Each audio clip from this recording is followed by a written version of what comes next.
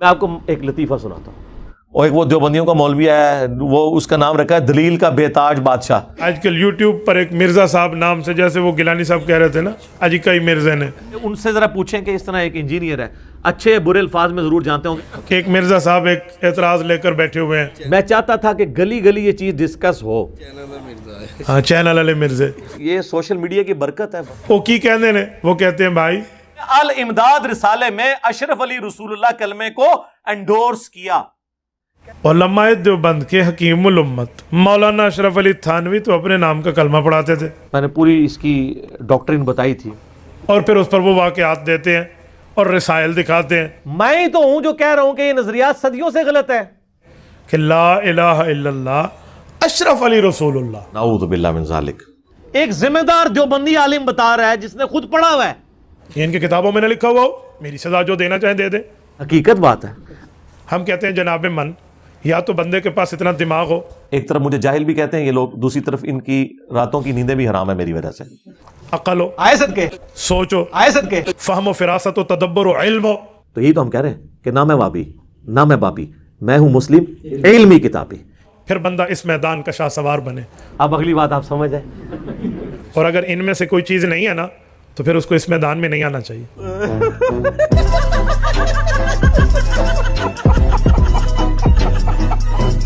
پہلے میرا سوال ہے کہ انجینئر صاحب عالم بھی ہیں؟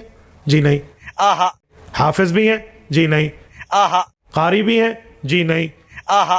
مفتی بھی ہیں؟ جی نہیں. آہا. محدث بھی ہیں؟ جی نہیں. آہا. مفسر بھی ہیں؟ جی نہیں. آہا.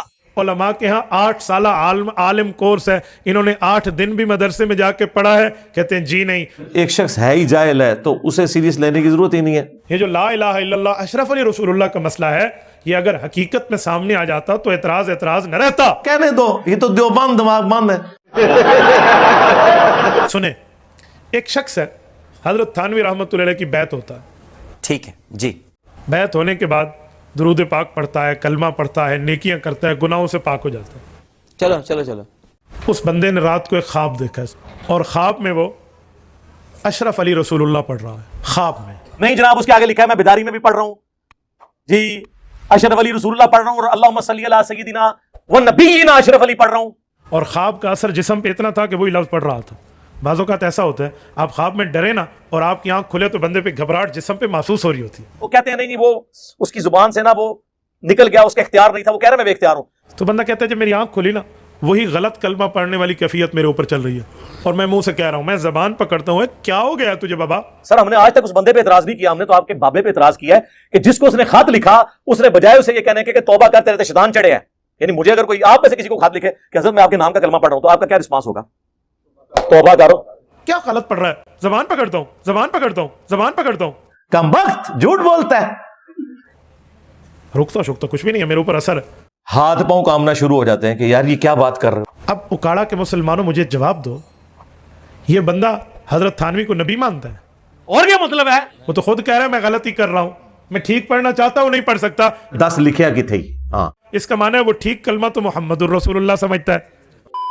اس نے جواب میں شریف تھانوی نے کہا کہ اس واقعے میں تسلی تھی، واقعے میں خواب پلس بیداری، واقعے میں کہ جس کی طرف تم رجوع لاتے ہو، یعنی میں تمہارا پیر بیعون ہی تعالی، یعنی اللہ کی مدد سے متبع سنت ہے، یعنی تیرا پیر سنت پہ ہے، اس لیے تو نے پیر کے نام کا کلمہ پڑھا ہے. تعبیر کے اصولوں کے مطابق بات یہ ہے کہ جس شیخ سے تم بیعت میں ہو تمہارا شیخ متبع سنت ہے.